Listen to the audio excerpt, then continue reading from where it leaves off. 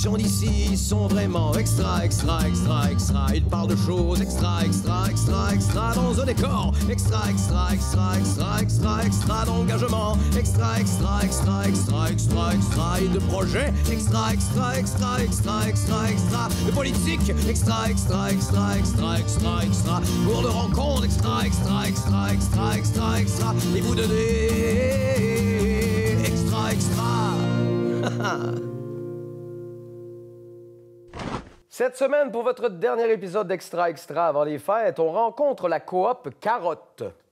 On vous présente la fête des semences. Et le programme Moi à l'œuvre en est à sa 10e année, c'est à ne pas manquer.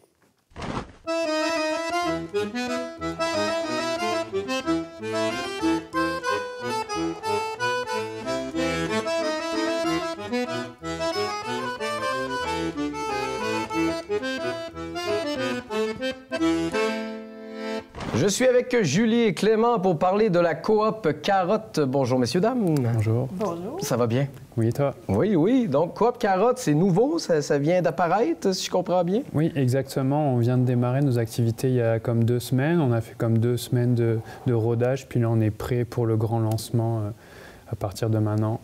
Donc, pour ceux qui veulent vous découvrir, à coop Carotte égale quel service? Alors, en fait, nous, on fait de la mise en marché de produits locaux. On est une coopérative de solidarité. On regroupe des membres consommateurs, des membres producteurs, par exemple comme Julie qui est avec nous aujourd'hui. Puis, on a des membres de soutien qui sont plus des membres qui peuvent aider la cause sans nécessairement utiliser les services de la coopérative. Donc, on est dans l'économie sociale, je comprends bien. Oui, on est reconnu par Économie sociale Bas-Saint-Laurent, parce qu'en fait, nous, on veut être reconnu à but non lucratif, puis on va solliciter beaucoup nos membres, surtout nos membres consommateurs, pour qu'ils s'investissent dans les activités de la coopérative, de la distribution, tout ça, pour garder en fait nos prix le plus accessible possible à tous. Donc, ça devient un peu comme une épicerie de produits locaux, là, en quelque sorte, si je comprends bien. Exactement. Ce qu'on veut, c'est notre vision, c'est ça. C'est une épicerie autogérée de produits locaux à l'année. C'est ça. On va avoir toutes sortes de produits. On va avoir des produits, des légumes.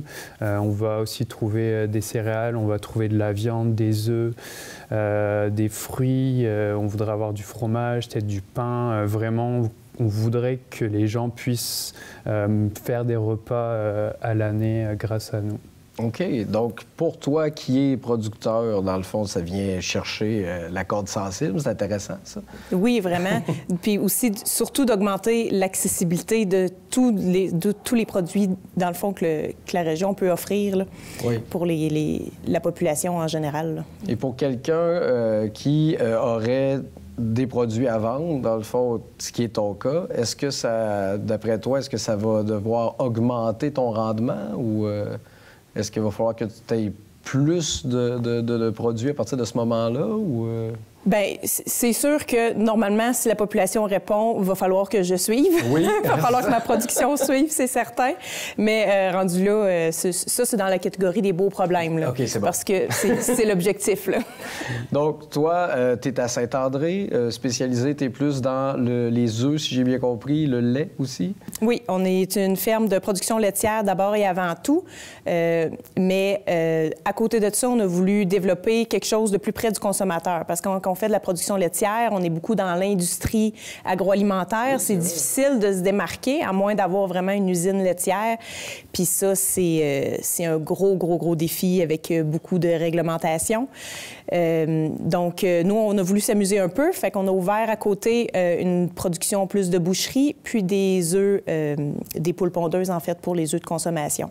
Oui, parce que le lait, en général, on retrouve ça, ça s'en va dans un camion, puis après ça, on a les marques sur l'épicerie, mais c'est très rare qu'on va vous dire, tiens, ça, c'est le lait qui vient de chez nous. Là. Exact. OK. Donc, j'imagine que tu n'es pas seul. Combien ils sont environ là, à avoir adhéré déjà? Là, pour, Actuellement, on a une quinzaine de producteurs plus relativement diversifiés là, qui sont membres de la coopérative et qui fournissent des produits. C'est ça. Comment ça s'est passé? Hein? Tu en as entendu parler? Ça t'a intéressé? C'est Clément qui m'a contacté.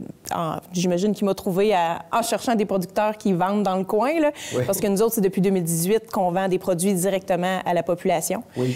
Puis quand il m'a contacté, moi, j'étais bien contente parce que ça augmente la visibilité des produits locaux.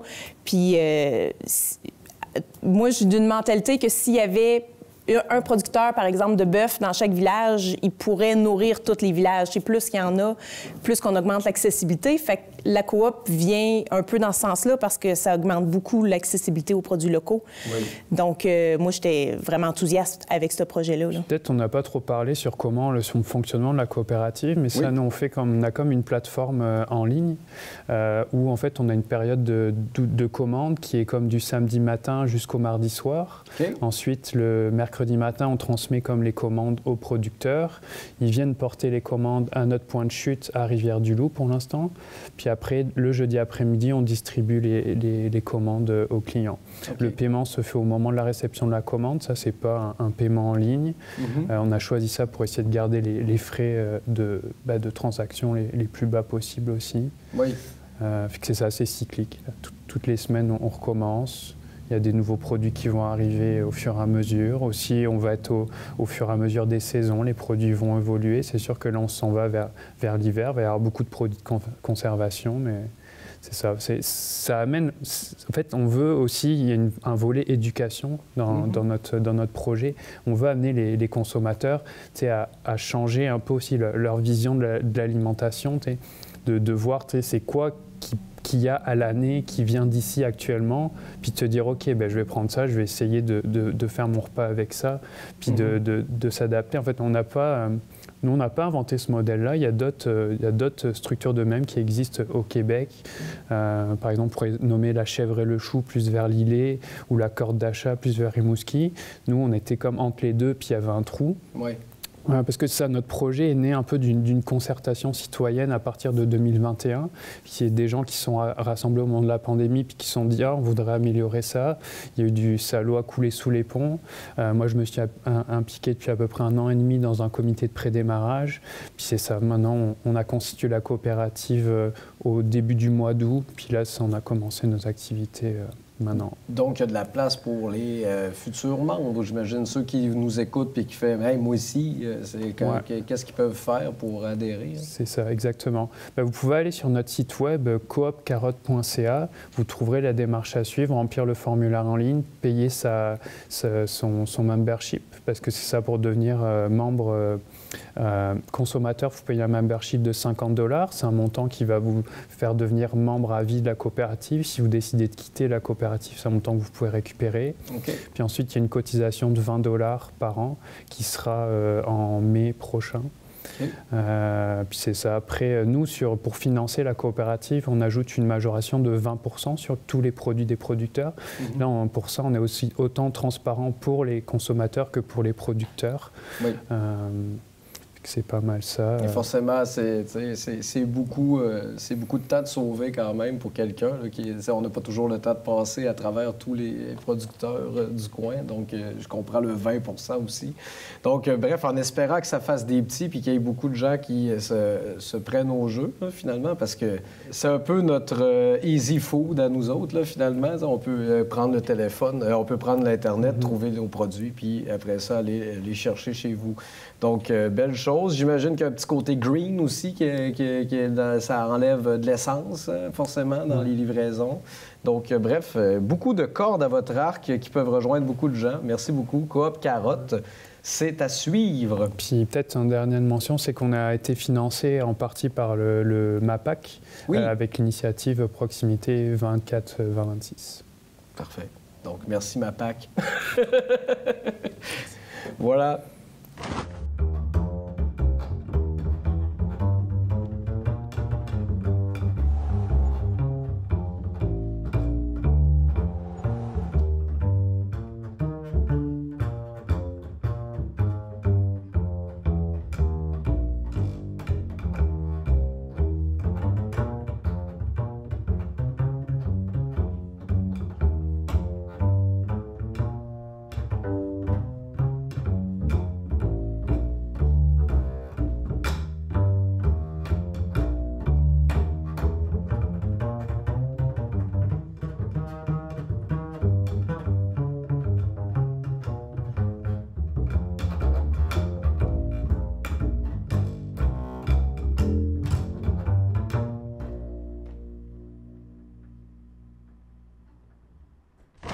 Je suis avec Thibaut et Kathleen pour parler de la fête des semences. Bonjour, messieurs, dames. Bonjour. Bonjour. Ça va bien? Ça va très bien.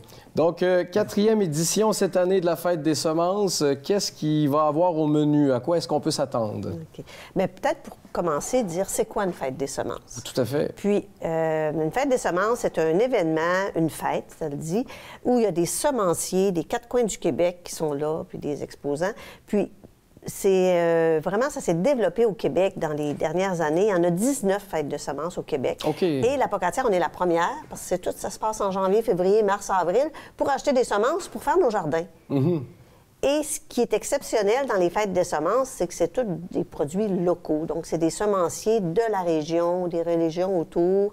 Donc, c'est des semences qui sont patrimoniales, qui sont des variétés anciennes. Donc, on va chercher là des produits, des semences de végétaux qu'on ne retrouve pas sur des grandes surfaces. Là. OK. Alors, il y a vraiment... c'est une fête du jardinage, de l'horticulture autour des semences. Fait que et c'est ça qui s'en vient à la Pocatière le 25 janvier, toute la journée à la Pocatière. Et là, cette année, spécifiquement, qu'est-ce qu'on va pouvoir voir? Bien donc, ça va être un peu comparable à ce qu'il y a eu l'an passé, parce qu'on a eu une super belle fête de semences l'année passée, fait qu'on s'est dit qu'on allait refaire un peu le même modèle. Donc, évidemment, il va y avoir des semenciers. On vise à avoir à peu près une dizaine de semenciers. Comme Kathleen l'expliquait, on essaie d'avoir des semenciers les plus proches de nous autres, mais c'est sûr que ça dépend un peu de leur disponibilité. On en a déjà quelques-uns qui ont confirmé des semenciers de la région et des régions limitrophes. Ensuite, on va avoir donc des exposants aussi qui ne sont pas des semenciers, mais qui peuvent vendre des produits qui sont en lien avec le potager. Oui. On peut prendre, par exemple, des producteurs de compost. On va avoir des gens qui vendent, par exemple, des tisanes ou des plantes séchées, donc qui sont en lien aussi donc, avec la production végétale. Il va y avoir des conférences, comme dans les dernières années. On vise 2-3 conférences. Donc ça, pareil, on les annoncera plus tard, là, en janvier. Il va y avoir une halle-garderie. Donc, ça fait quelques années qu'on le fait. Puis ça marche très bien. Ça permet aux parents d'aller voir les conférences puis de profiter de la journée pendant que les enfants s'amusent de leur côté. Puis il va y avoir des repas. Donc, cette année, c'est nouveau de cette année. L'année dernière, les repas étaient exclusivement pour les exposants et les bénévoles. Cette année, on a décidé de l'ouvrir à la clientèle qui vont venir sur place dans la journée. Et c'est intéressant, le coin repas, parce qu'on s'est aperçu avec les années, c'est la 4e édition, que c'est aussi un lieu de rencontre, d'échange. Les gens viennent, ils achètent des semences, ils voient un kiosque, ils jasent. Alors, d'offrir... On est des jaseux autour de table. Oui, puis là, il y a une conférence tantôt, j'ai vu une demi-heure entre les deux. Ah, ben tiens, on va aller s'asseoir autour d'un café. Donc, le coin café-repas, c'est un gros plus pour les gens, pour l'animation, pour les échanges. Et aussi, il faut dire, c'est à l'ITAC, donc l'Institut de technologie agroalimentaire du Québec, situé à la Pocatière, le campus de la Pocatière, qui accueille la fête des semences. Donc, au niveau de on a accès à la cafétéria, le hall d'entrée, donc on a de l'espace là suffisamment pour tous les services que Thibault nommait tantôt, le coin garderie, coin repas, les semenciers, les exposants. C'est une belle grosse journée. Il y a plus de 1000 personnes qui fréquentent là. Ce genre d'événement. On a eu 1200 l'année passée. C'est une grosse journée, là, oui. Je pense que vous avez le thème qui rejoint beaucoup de gens ici aussi, là. Oui, le thème « Cultivons le patrimoine ». Oui. Alors, on est tous fiers de notre patrimoine. Ce patrimoine-là, on le cultive, il nous vient des générations précédentes, on le transmet aux générations futures. Donc, cultivons le patrimoine. Je pense que c'est un thème qui est générateur de beaucoup de sympathie. Les gens sont preneurs. Là. Oui. Oui. Et de quelle approche vous avez pris pour souligner ce thème-là cette année, justement? Bien, en fait, ça vient c'est venu de l'idée de l'année passée, le thème de l'an passé, c'était « Semons l'avenir ». Oui. Donc, l'idée d'aller vers on voulait présenter des nouvelles méthodes culturelles alternatives pour les paysans puis les familles qui veulent faire leur potager. Puis on s'est dit, bien, vu qu'on a parlé de l'avenir l'année passée, pourquoi pas revenir sur ce qui se faisait dans le temps, nos racines, Puis, comme Kathleen le mentionnait, les semences qui sont vendues par les semenciers sur place le jour de la fête des semences, c'est pas les grandes semences traditionnelles que les maraîchers vont utiliser. Oui. Ça va être vraiment des semences traditionnelles, patrimoniales, souvent des génétiques qui ont été isolées il y a de cela 100, 150 ans. Tout à fait. Donc, c'était l'idée aussi donc, de dire on va mettre en valeur ce patrimoine-là, puis en même temps de mettre en valeur les semences patrimoniales, bien, on va aussi mettre en valeur certaines méthodes patrimoniales qui sont encore valables aujourd'hui au niveau du maraîchage familial. Puis des artisans aussi qui ont mis au point, qui ont travaillé à mettre au point des semences particulières. Oui. Et il y a présentement le Musée québécois de l'alimentation qui a une super de belle exposition sur le patrimoine. Ils ont trouvé des anciennes semences. Et souvent, c'est que ces semences-là de nos tomates patrimoniales, c'était très savoureux, mais c'était pas des variétés qui étaient faciles pour cultivées à grande échelle. Fait que les grandes de ce monde, les grandes exploitations horticoles ou... ils retenaient moins ce produit-là. Oui, parce que soit qu'au niveau de... ils se conservaient moins bien dans le transport. Mais là, nous, c'est pas des semences, des tomates qui sont cultivées en Amérique du Sud. C'est de chez nous. On veut des... Alors, le transport, quand c'est local, il n'y en a pas, mais c'est des tomates plus savoureuses. Donc, c'est sûr que l'industrie, à grande échelle, a fait des choix de variétés qui se conservaient bien dans les chambres froides, qui se préservaient pendant 6 mois. Donc, les tomates de nos arrière-grand-mères, peut-être qu'on ne les retrouve pas sur le marché. Là. Tout à fait. Alors, c'est... et ce qui est intéressant, c'est de discuter avec les semenciers pour apprendre, justement, l'histoire de toutes ces semences-là. Donc, chacun peut... c'est pour ça que prendre une journée, c'est pas de trop. Oui. Parce que jase avec un semencier, il va avoir une conférence, jase avec l'autre. Il va avoir aussi un coin d'échange. Parce que souvent, on achète un sachet de semences.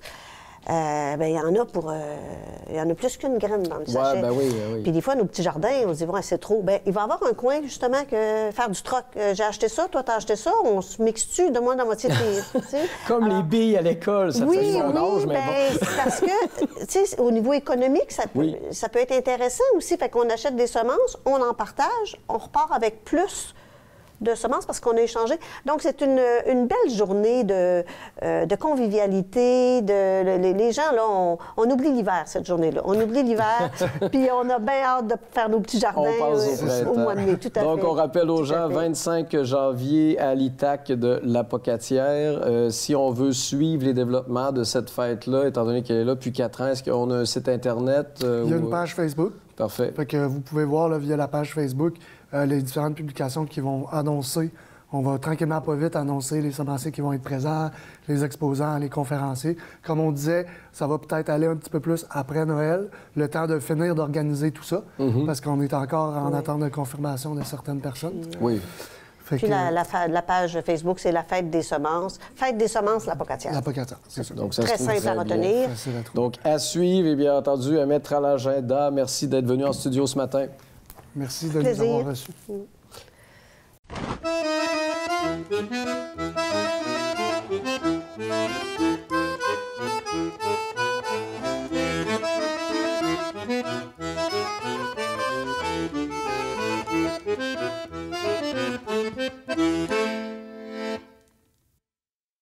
Je suis avec Maxime Etier et Ève Simard. Bonjour, messieurs, dames. Bonjour.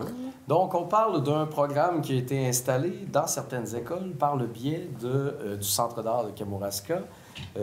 Si on met la table pour ceux qui ne sont pas au courant de ce qui se passe, à quoi ça consiste?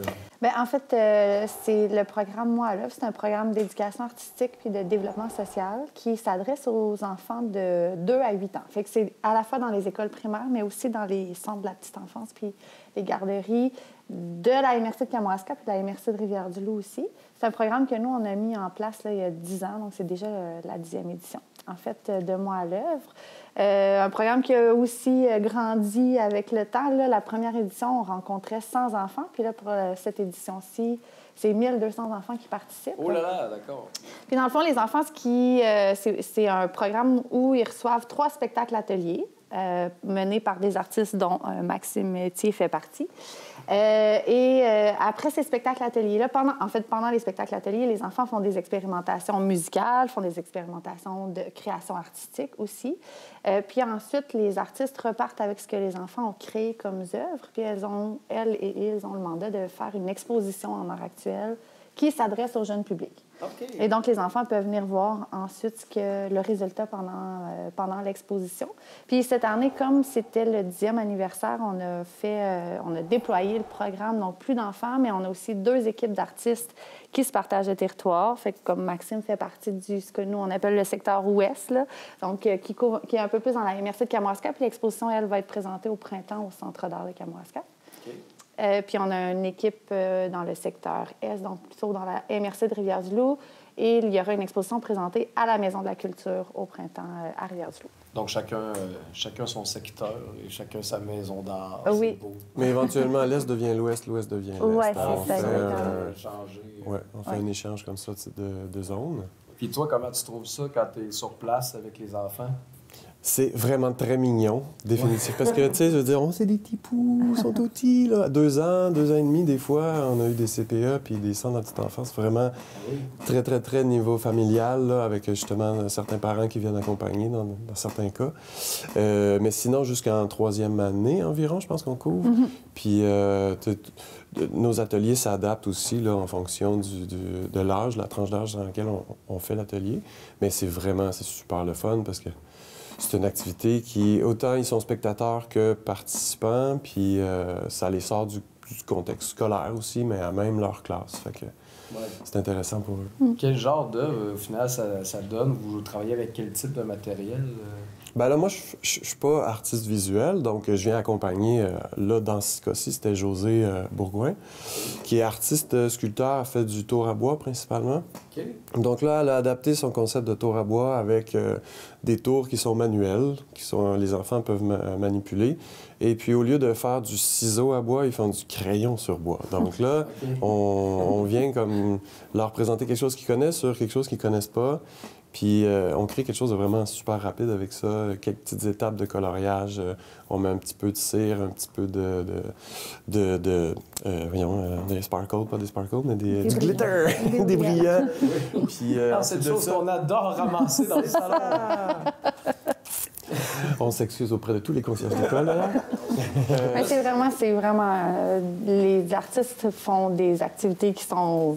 On n'est pas dans le bricolage. Là. Ouais, on est vraiment une coche au-dessus et je dirais 10 coches au-dessus. Ouais. Là, ça fait quand même 10 ans que ça fonctionne. Oui. Donc, j'imagine que les retours sont bons si ça continue à gonfler comme ça. C'est aussi que nous, dans le fond, quand on commence à voir les enfants à l'âge de 2 ans, puis comme les éditions de Moi L'Œuvre se renouvellent, parce que c'est ça le défi, les artistes doivent à chaque année concevoir des nouveaux spectacles ateliers. Oui, c'est ça. Ça fait pas 10 ans que c'est la même chose. Non, c'est ça. C'est toujours une expérience nouvelle, c'est toujours une nouvelle exposition, ce qui fait que l'enfant, on peut le suivre à chaque année de ses 2 ans jusqu'à 8 ans. Fait que c'est quand même 6-7 ans d'éducation artistique. Fait que c'est des enfants ils savent c'est quoi la danse contemporaine, ils savent c'est quoi la sculpture, ils ont expérimenté de la photo, ils ont expérimenté de la création sonore, du théâtre. Ils ont visité déjà 8 expositions en art actuel. Fait comme il y a quand même à long terme une réelle éducation qui se fait là, pour les enfants. Là. C'est très bien. Tout ça en région. Et tout ça en région. Avec que des artistes locaux, parce que là, Maxime a parlé de l'équipe de Maxime, Emmanuela, José Bourgoin puis Annabelle Guimont-Simard. Mais l'autre équipe, c'est aussi des artistes du Kamouraska. On a Ariane Fortin-Gilbert, Caroline Beaulieu, Cassandre Henry, puis Stéphanie Robert, qui est une artiste qui est dans la MRC de Rivière-du-Loup. Mais donc, c'est aussi une rencontre entre les enfants rencontrent des artistes qui vivent dans leur communauté. Là. Oui. Fait que je sais pas si tu as déjà commencé à avoir des enfants qui te disent salut à l'épicerie. Nous, on a rencontré les enfants de nos amis dans les écoles, autant les petits que ceux qui sont déjà un petit peu plus grands. Il y en a qu'on les croisait dans les corridors puis ils pouvaient pas participer à l'atelier parce qu'ils sont déjà plus grands puis ils étaient tellement déçus. Ah oui, c'est ça. Est-ce que c'est possible? Est-ce que vous envisagez peut-être aller plus loin dans les groupes d'âge à un moment donné? Bien, c'est sûr que ce serait l'objectif ultime. Si on pouvait même suivre les enfants de 1 an jusqu'à la fin du secondaire, mais ça demande beaucoup de ressources humaines, financières. On essaie, nous, au Centre d'art, d'offrir les meilleures conditions de pratique possibles aux artistes qui le font. Je pense qu'on réussit quand même un peu. C'est bon.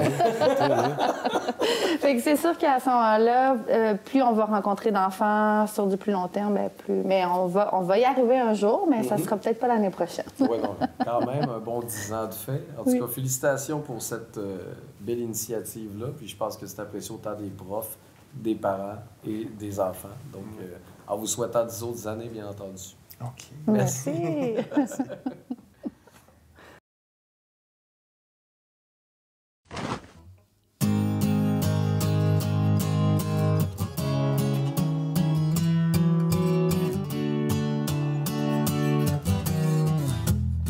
Elle perce l'aube en tire le jour, sort le soleil de sa prison. Elle doit connaître tous les tours, d'un trait elle éclaire l'horizon. Elle joue ainsi des éléments, revoit toujours la mise en scène. Elle fait la pluie et le beau temps, à chaque jour suffit sa peine. Elle chasse les cauchemars, maîtresse des beaux jours, sorcière de l'aurore. Je ne sais jamais si elle dort ou si elle se meurt d'amour, ma dissipeuse de brouillard.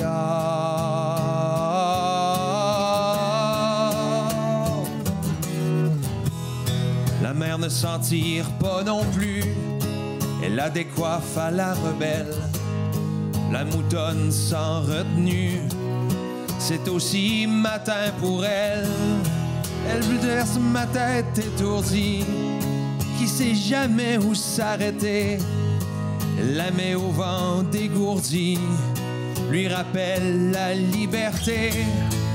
Elle chasse les cauchemars, maîtresse des beaux jours, sorcière de l'aurore. Je ne sais jamais si elle dort ou si elle prépare le jour, ma dissipeuse de brouillard.